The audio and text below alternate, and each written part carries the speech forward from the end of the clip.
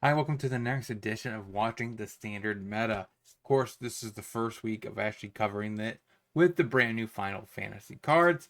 So, we're going to be talking about three decks today that's featuring some of the new cards. And one of them I think is actually kind of cool looking. One of them is playing a card I really haven't seen in a very long time. So, it's kind of sweet to see that sweet little rat show up. So, we're going to be talking about all those decks as well as the breakdown of the current trends of Standard. Is Final Fantasy making waves in the format? We're going to figure that out first, dive into the three deck list, and then going with closing statements. If you like this kind of content, make sure you smash that like button and subscribe.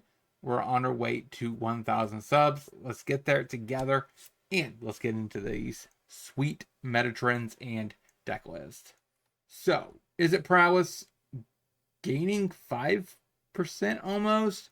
Same with mono red aggro. Demir midrange also gaining about 5%. So all three of these top decks gaining a lot of traction the last few weeks. Overlord is getting a little bit of resurgence. They did pick up a new card or two from Final Fantasy. Demons picked up a brand new 2-drop, the 3/3, that has Defender unless you can put a counter on it, then it could attack. Boros Burn, slight uptick.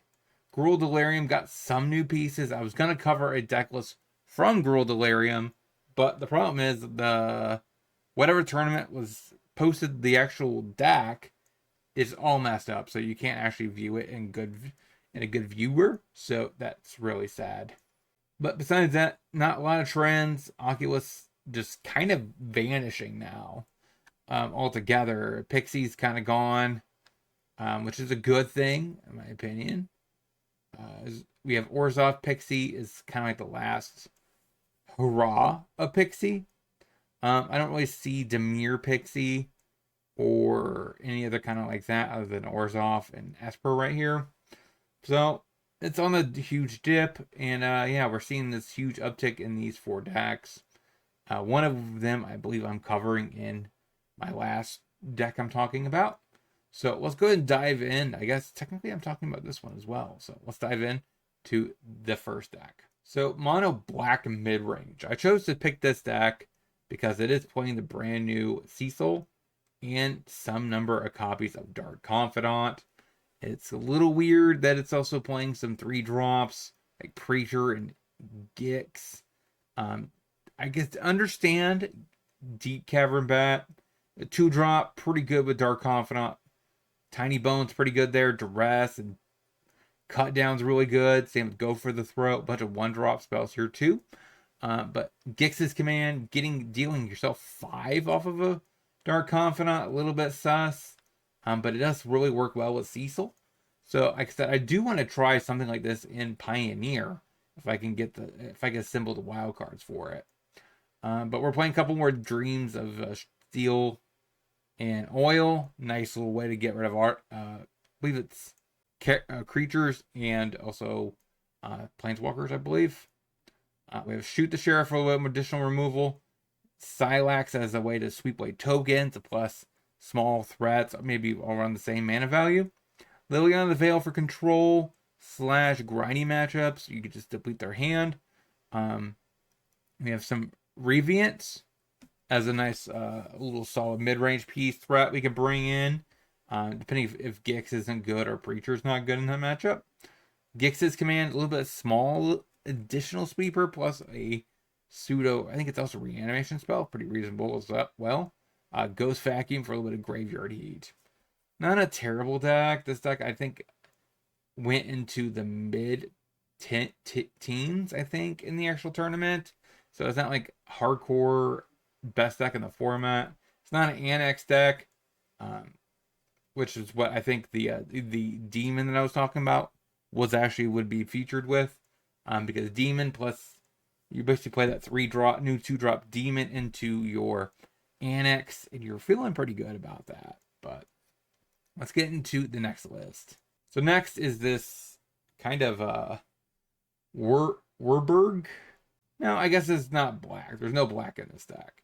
But we are playing Empath as a way to get our Ursel as our Pleca Worm. I haven't seen a Pleca Worm in an actual competitive deck in a very long time. Kind of spicy.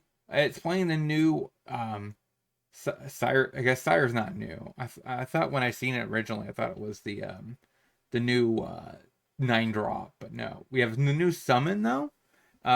Storm Brood is pretty good in this deck as a nice way to have early game removal, and then late game it is a dragon, so it's a pretty solid way to close the game out.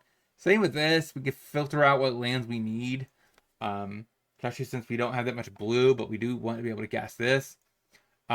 Since we are of the Beanstalk deck, we are utilizing Ride's End, and plus the Overlords. Surprisingly, we're not playing the green Overlord. Not sure why. But we are playing Encroaching Dragonstorm, which ramps us by 2 basics, which is kind of based. We do have one of the white Overlords.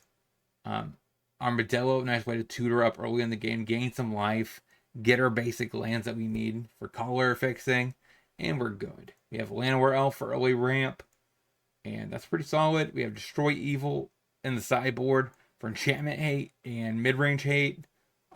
Reclamation for artifact and enchantment hate plus graveyard hate. Exhale as a additional removal. Fog of War. I'm assuming this has to be a prevent combat damage. Otherwise, why call it fog? Sorry.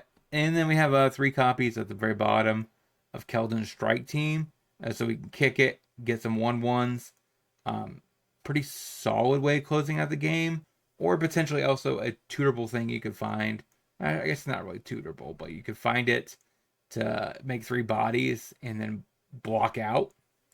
So that's really good for that. So if you face something like aggro, making 3 bodies is kind of nice there. Like I said, I really like the Empath because you can find artifact enchantment removal, find life gain, you find a way to 6 so you don't get this. So you can't get a land. But you can get a land off the Armadillo, so that works. You can get your Overlord off that and removal.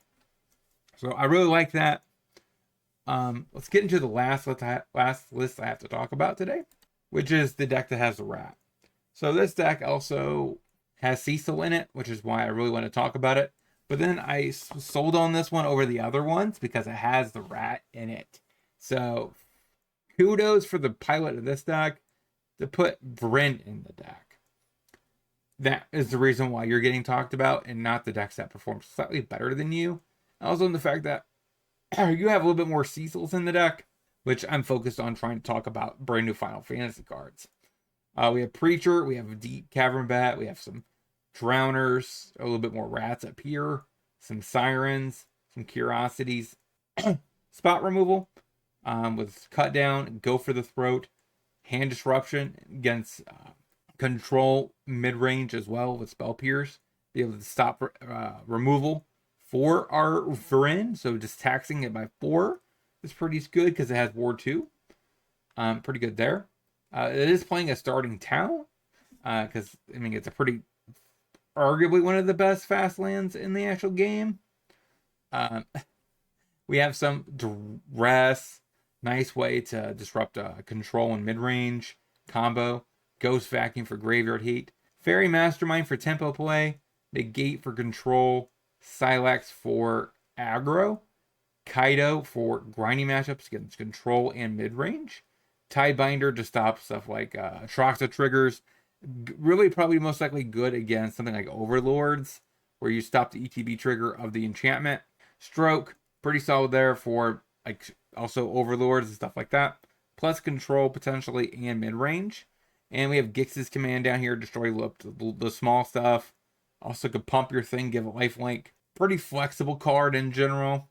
But overall, that's all I have to cover for standard today. Let me know in the comment section which one of these decks is your favorite. Do you like this series where I cover watching the meta? I want to know all that in the comment section. I'll talk to you guys next time.